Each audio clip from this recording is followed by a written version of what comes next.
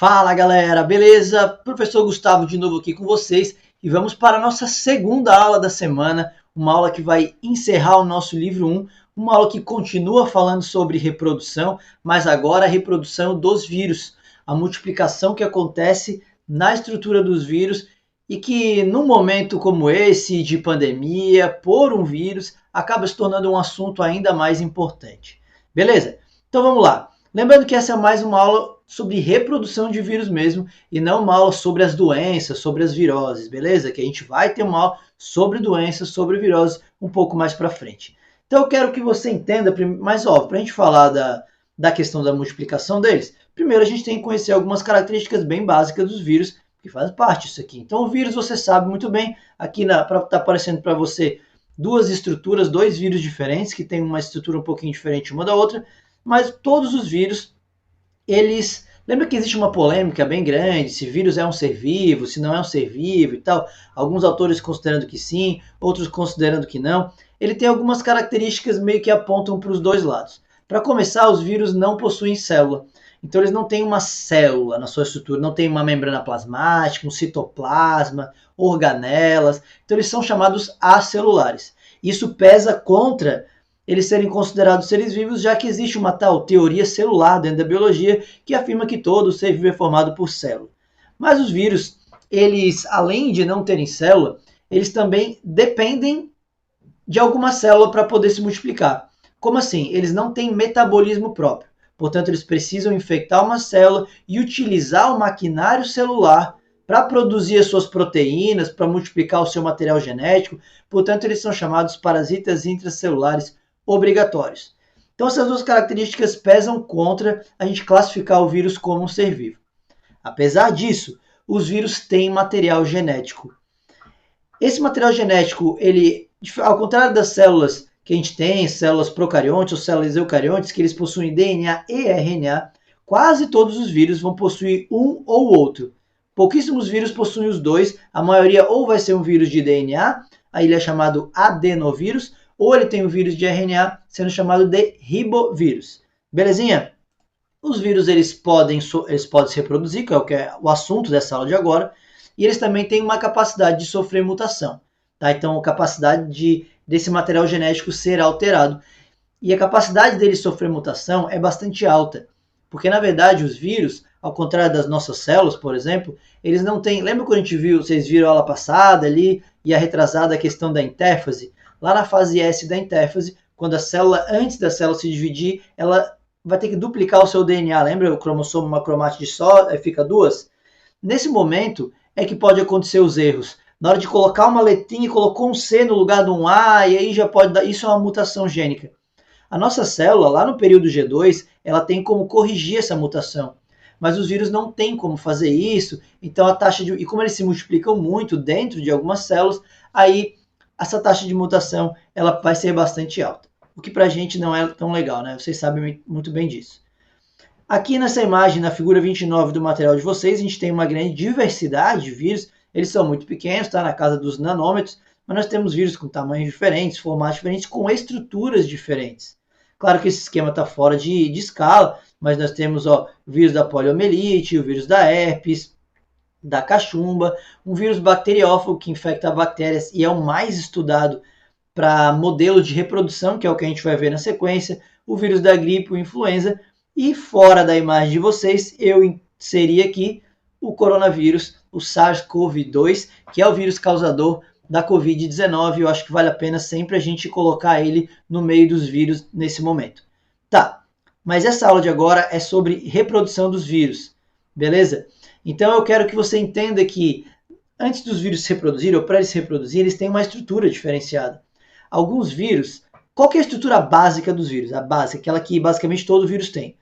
Uma estrutura de proteína por fora que está protegendo o seu material genético. A estrutura de proteína é chamada capsídio ou capsídeo, é um capsídeo proteico, é proteína, e vai ter o ácido nucleico ali dentro, seja DNA ou seja RNA. Então eu quero que você fique atento a uma coisa, vírus não tem membrana plasmática, beleza? Não tem membrana plasmática, é por isso que ele não tem uma célula. Ao redor, por fora, ele tem uma estrutura de proteína chamada capsídio.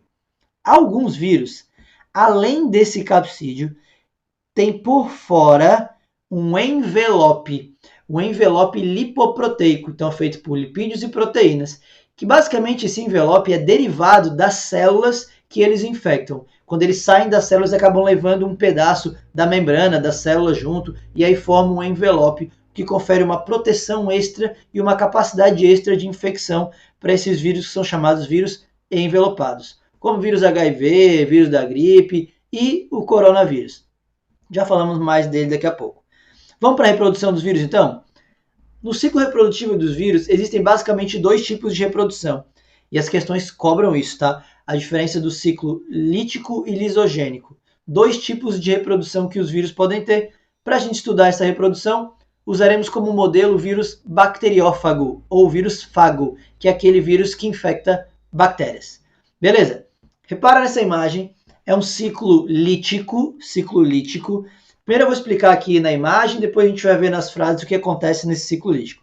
Repara que está o vírusinho bacteriófago, ele vai acoplar na sua célula hospedeira, que no caso aqui é uma bactéria, e ele vai introduzir o seu DNA, então está aqui o DNA do bacteriófago, ele vai introduzir o seu DNA no interior da célula. Num ciclo lítico, isso aqui todos os vírus fazem, independente de ser um ciclo lítico ou lisogênico. O que diferencia a partir de agora? No ciclo lítico, assim que o material genético do vírus entrar na célula, ele vai passar a comandar totalmente as ações daquela célula. A célula para de funcionar para ela e vai trabalhar só para o vírus. Trabalhar de que forma? Esse material genético do vírus será multiplicado, replicado, será transcrito e traduzido, como assim? Aquela informação vai ser passada para um RNA mensageiro para que sejam produzidas proteínas. Proteínas para quem? Para o vírus, novas proteínas virais. E quando tudo estiver pronto aqui dentro, o material genético do vírus já tiver sido multiplicado, as proteínas do vírus tivessem sido produzidas, novos vírus vão sendo montados aqui dentro da célula. E quando eles estiverem montados, tudo prontinho, eles arrebentam a célula e saem para infectar novas. Então, o ciclo lítico é um ciclo bastante agressivo. O vírus entra na célula, comanda totalmente suas ações, novos vírus são montados e ele arrebenta a célula para infectar nova. Então, esse ciclo lítico vem da lise que ocorre na membrana da célula. Lise é a ruptura da célula. Então, os vírus que têm esse ciclo como predominante são aqueles vírus onde, assim que eles infectam, pode ser uma pessoa, por exemplo, ela já vai apresentar sintomas. Aquela fase aguda, o organismo tentando responder e tal. Então, isso é um ciclo lítico. Ele é rápido, ele é agressivo. Mas também ele tende a ser combatido com mais velocidade pelo sistema imunológico do hospedeiro. Tá? Então, porque assim como ele é agressivo e começa a infectar, o organismo tenta dar uma resposta. Então, a pessoa vai tentar, se ele não mata a pessoa, obviamente, o corpo tende a se livrar desse vírus com 1, 2, 3 semanas por ali.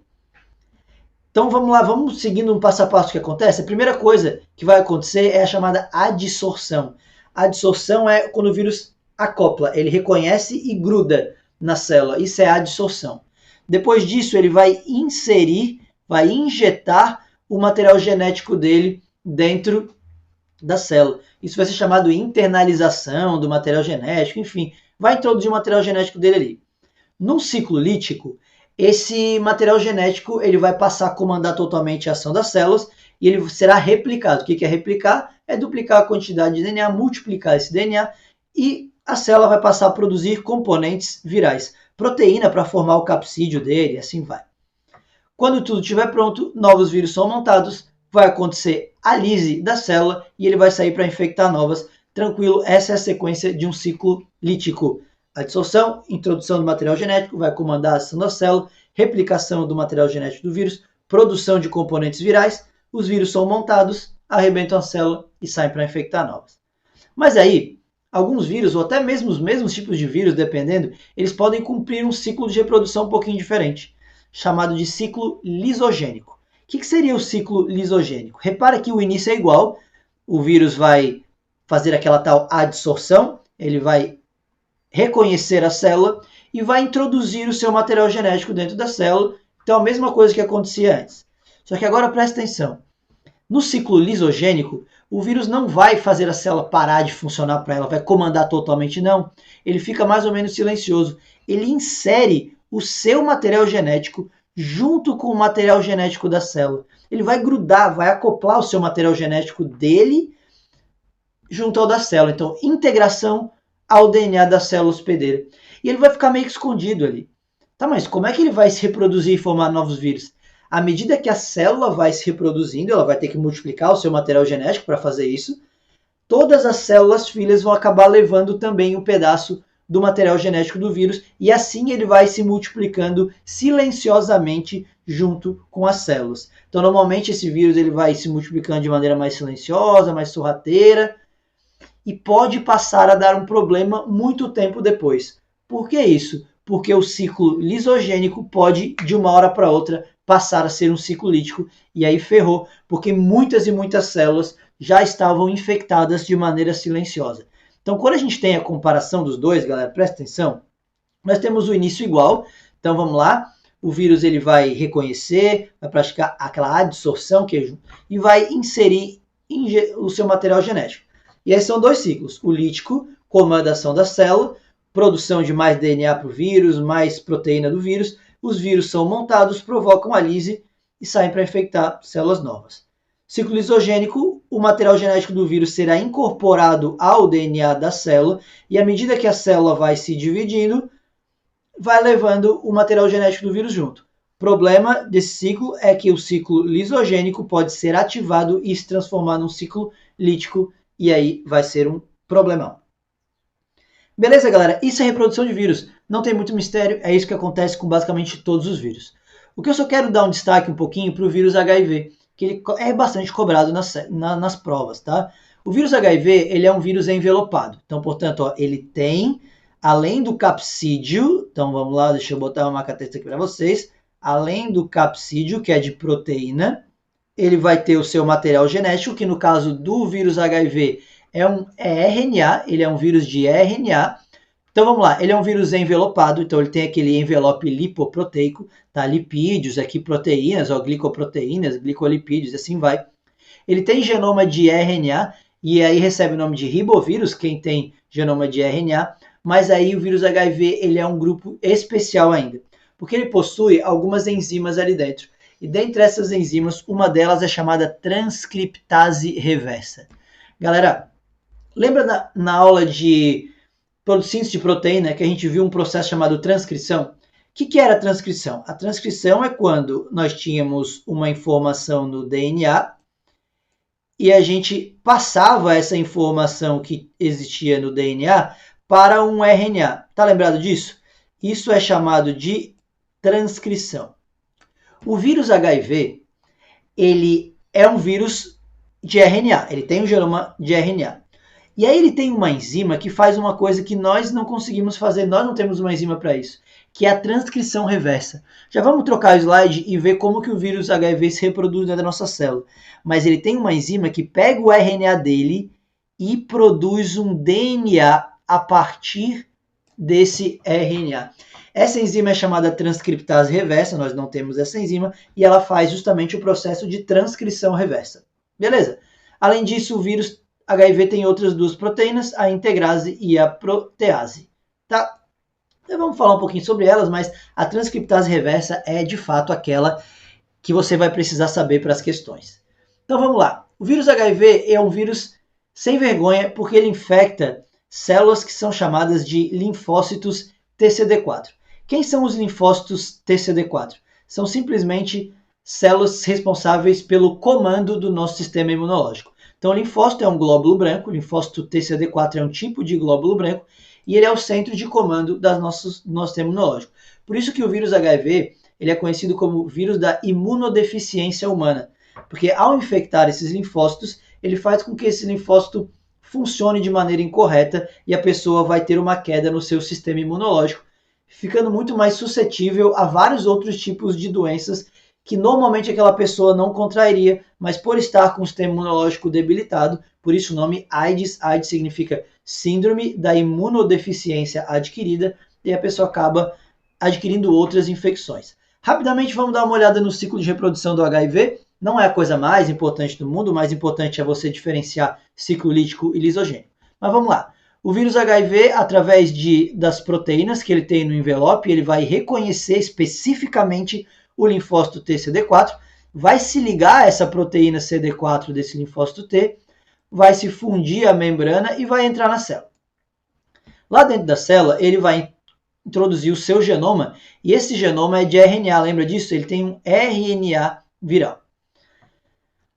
Aí vem uma coisa interessante. Ele vai pegar a sua enzima transcriptase reversa, que ele tem, tá? Ele tem essa enzima, e essa enzima transcriptase reversa vai pegar o seu RNA e vai formar o DNA. Então, isso é a transcrição reversa. Ele vai pegar o seu... Por que ele faz isso? Porque ele quer juntar o DNA dele ao DNA da célula. Então, ele vai pegar o DNA dele, que agora ele acabou de formar através da enzima transcriptase reversa, e vai unir esses dois RNAs. Portanto, o vírus HIV ele pode cumprir aquele ciclo lisogênico, de ficar às vezes um pouquinho escondido ali, pode. Mas ele também vai fazer com que a célula produza mais material genético para o vírus, produza proteínas para o vírus. Então, lembra aquelas outras proteínas que o vírus tinha ali? Ó, vamos voltar ali. A integrase viral, que é justamente para integrar o DNA dele ao DNA da célula. Protease viral, que é para produzir, ajudar a produzir proteínas, cortar proteínas do vírus para ficar bem certinho. Produzir não, né? Quem produz proteínas são os ribossomos. Vírus não tem ribossomo, por isso ele precisa usar ribossomos da célula para fazer isso. Mas quando as proteínas do vírus vão sendo produzidas, eles vão montando novos vírus. Então, a montagem do capsídeo viral, estrutura central do vírus HIV, tá ali o RNAzinho dele que foi produzido pela célula, e aí ele vai sair com seu capsídeo e seu material genético junto com um pedaço da membrana da célula, tá vendo? A membrana plasmática da célula vai sair junto com ele, por isso que ele é um vírus que tem uma membrana por fora, um vírus chamado envelopado. Então é só lembrar disso. O vírus HIV ele é conhecido como um retrovírus, porque ele insere o seu RNA na célula e a enzima transcriptase reversa para fazer a transcrição reversa. Beleza? E esse é o vírus HIV. Eu só queria, é uma coisa extra agora, tá? Não tem no material de vocês. Eu queria que você entendesse, esse é o coronavírus, esse é o SARS-CoV-2, o vírus causador da Covid-19. Ele também é um vírus envelopado, então percebam que ele tem ali o capsídeo de proteína, tá aqui, ó, que é o nucleocapsídeo, que é o capsídeo junto com o material genético, o genoma dele, que é de RNA. Portanto, o coronavírus ele é um ribovírus, mas não é um retrovírus, tá? Ele não tem a transcriptase reversa, ele não vai pegar aquele RNA transformar em DNA, não. Ele enfia direto o RNA na célula e a célula vai passar a ler aquele RNA, o ribossomo vai passar a ler aquele RNA para produzir proteína. Então o ciclo dele é bem mais rápido, ele já enfia direto o RNA e a célula passa a produzir as proteínas para ele se montar e produzir novos vírus e arrebentar a célula, por isso que ele é um vírus bastante agressivo. Como que o coronavírus entra na célula? Em que tipo de célula ele entra? Ele entra através dessa proteína aqui, ó, essa proteína spike, proteína S. Ela vai se ligar a receptores específicos que alguns tipos de célula do nosso corpo têm. Que receptor é esse? É o receptor AC2, tá? AC2, ou ECA2 em português. Então ele vai, ó, essa proteína dele vai se ligar a esses receptores e assim ele consegue entrar na célula. O problema é que várias células do nosso corpo têm esse tipo de receptor. Células do pulmão têm, as células do fígado têm, células do rim têm, células do intestino têm, da mucosa nasal, oral tem. Cara, vários tipos de célula têm esse receptor AC2. E aí o coronavírus ele consegue ser um vírus sistêmico, ou seja, afetar diferentes estruturas do corpo e não só o pulmão, como se acreditava no início. Beleza, isso é mais uma coisa, é muito novo, tem muita coisa a ser descoberta ainda. Eu quis passar para vocês mais por uma curiosidade, enfim. Mas esse ano, como a gente está sofrendo esse problema, pode ser que alguma coisa apareça em relação ao coronavírus. Mas a gente vai falar muito mais, obviamente, do coronavírus até o final do ano nas nossas aulas. Beleza, rapaziada? Então, com isso a gente encerra o nosso livro 1. Vocês agora podem fazer os exercícios relacionados aos vírus, que são os exercícios 9 e 10 do Praticando o Aprendizado, 9 e 11 do Desenvolvimento de Habilidades e os 5 e 14 do Aprofundando o Conhecimento. Lembrando que a partir da próxima semana nós teremos os exercícios direcionados, as listas, aqueles testes para vocês fazerem, para justamente eu conseguir entender se vocês estão compreendendo o conteúdo, estão conseguindo estudar, estão entendendo qualquer tipo de dúvida que tiverem, nós temos o nosso plantão online, a nossa aula online, para que vocês possam tirar essas dúvidas. Valeu, galera! Mais uma vez foi um grande prazer estar aqui com vocês. Um abraço e até a nossa próxima aula.